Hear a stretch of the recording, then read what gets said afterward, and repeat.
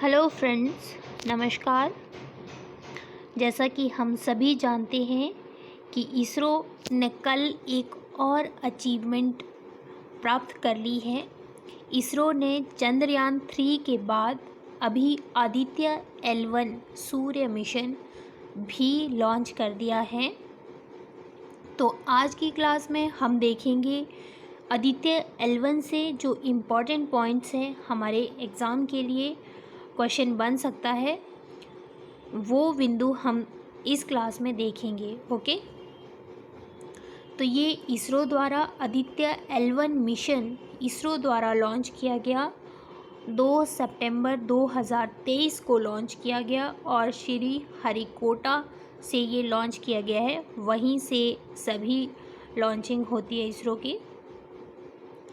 और 2 सितंबर 2023 को ये 11:50 पे लॉन्च किया गया।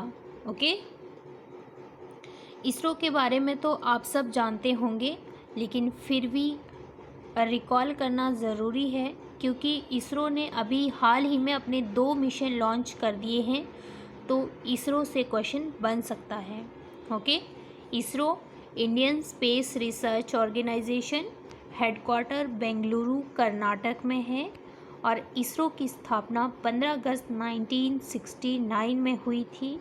और जो इसरो के संस्थापक हैं विक्रम साराभाई और प्रथम अध्यक्ष भी इसरो के विक्रम साराभाई ही थे और अभी वर्तमान में एस सोमनाथ इसरो के अध्यक्ष हैं।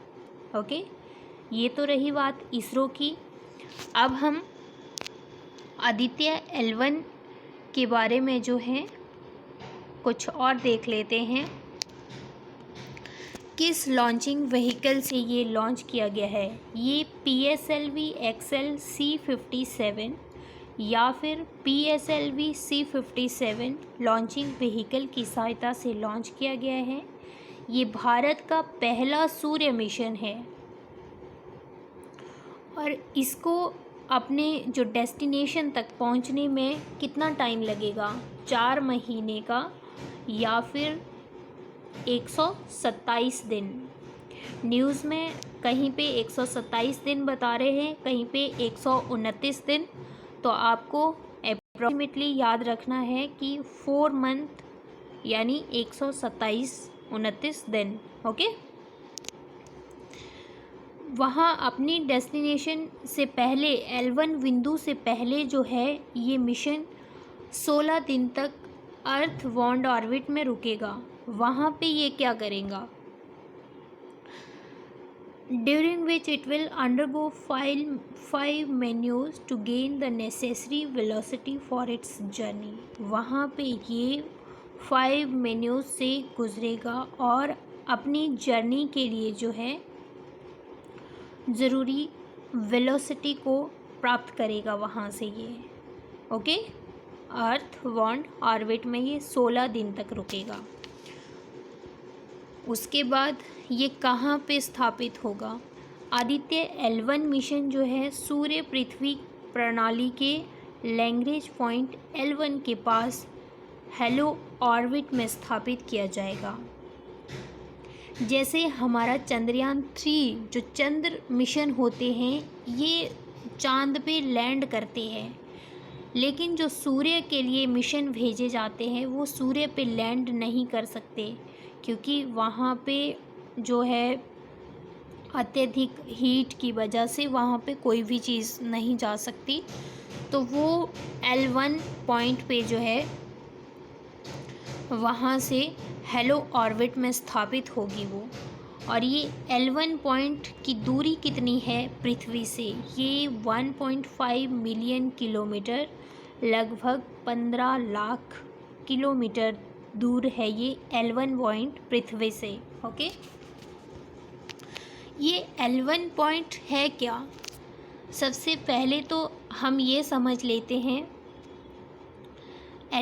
L अर्थात लैग्रेंज पॉइंट, जो पृथ्वी और सूर्य के बीच जो है लैग्रेंज पॉइंट बनते हैं वो 5 लैग्रेंज पॉइंट है। तो हम देखते हैं कि वो कौन कौन से हैं। फॉर एग्ज़ाम्पल ये हमारा सन है, तो यहाँ पे हमारा अर्थ है। तो जो ये L1 पॉइंट है ये यहाँ पे कहीं होगा, L1 पॉइंट है ये, और L2 पॉइंट पृथ्वी के पीछे है, ओके। और जो L3 पॉइंट है वो सूर्य से आगे हैं, ये कहीं L3 पॉइंट होगा, और L4 पॉइंट कहीं यहाँ पे है, और L5 पॉइंट ये होगा, ओके। ये हमारा सन है और ये हमारा अर्थ है, ओके। तो जो यहाँ पे इन दोनों के बीच जो लैग्रेंज पॉइंट 1 है, यहाँ पे आदित्य L1 यहाँ से सूर्य को ऑब्ज़र्व करेगा, ओके। आई होप आपको समझ आ गया होगा। ये लैग्रेंज पॉइंट होता क्या है ये देखते हैं हम।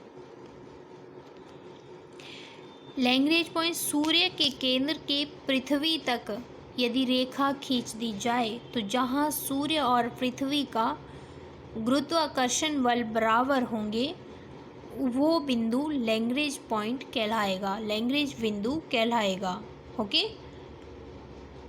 यानी जहाँ पे इक्विलिब्रियम पॉइंट होगा वो हमारा लैग्रेंज पॉइंट होगा।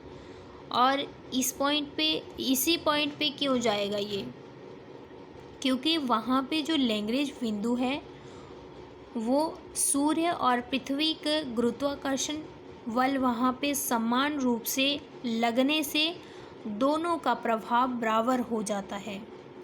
और इस स्थिति में वस्तु को ना तो सूर्य अपनी तरफ खींच पाएगा और ना ही पृथ्वी अपनी तरफ खींच पाएगी, और ऐसे में वस्तु जो है अधर में लटकी रहेगी, ओके। तो फिर वहाँ पे ये लटकी रहेगी एक तरह से, तो वहाँ से ये सूर्य का जो है अध्ययन करेगी, ओके। अब हम आगे देखेंगे कि क्या अध्ययन करेगी ये, सूर्य से रिलेटेड क्या अध्ययन करेगी, इसके उद्देश्य क्या है। ये सूर्य की ऊपरी वायुमंडलीय गतिशीलता का अध्ययन करेगी। सूर्य की जो लेयर्स है, सूर्य में 9 लेयर्स है, तो उसमें से ये क्रोमोस्फीयर और कोरोना का अध्ययन करेगी। ये जो कोरोना लेयर है, ये जो बाहरी हमें सूर्य दिखता है उसके बाहर चारों तरफ जो प्रकाश जहाँ तक दिखता है वो हमारी 6th लेयर है कोरोना। 9 लेयर्स है, तो उसमें से एक जो है कोरोना और क्रोमोस्फीयर, ये 2 है, इनका अध्ययन करेगा। और क्रोमोस्फेरिक एंड कोरोनल हीटिंग का अध्ययन करेगा। और सन अर्थ लैग्रेंजियन पॉइंट L1 की कक्षा से ये सूर्य का अध्ययन करेगा, सौर प्रभा मंडल का अध्ययन करेगा, ओके। तो ये इसके उद्देश्य थे। जो आदित्य L1 मिशन भेजा गया है उसमें 7 पेलोड्स है। कितने पेलोड्स हैं? 7 पेलोड्स हैं। और ये कौन कौन से हैं? VELC visible emission line coronagraph, SUIT solar ultraviolet imaging telescope, SOLEXS solar low energy X ray spectrometer, HEL1OS high energy L1 orbiting X ray spectrometer, ASPEX Aditya solar wind particle experiment, PAPA plasma analyser package for Aditya, और advance tri axial high resolution digital magnetometer. ये इसके 7 payloads हैं, okay. ध्यान से एक एक चीज़ को note करना क्योंकि यहाँ से क्वेश्चन बनने की संभावना है, ओके। नेक्स्ट है आदित्य L1 मिशन का द्रव्यमान कितना है? ये है 1475 किलोग्राम। और जो आदित्य L1 में पेलोड है उसका द्रव्यमान कितना है 244 किलोग्राम। और इसके जो प्रधान वैज्ञानिक है वो कौन है डॉक्टर शंकर सुब्रमण्यम। ओके, तो ये थे हमारा आदित्य L1 से रिलेटेड इम्पॉर्टेंट पॉइंट्स जो कि एग्ज़ाम में क्वेश्चन बन सकता है। आई होप कि आपको सब समझ आ गया होगा। So thank you so much. Channel को सब्सक्राइब कीजिए, वीडियो को लाइक कीजिए। Thank you.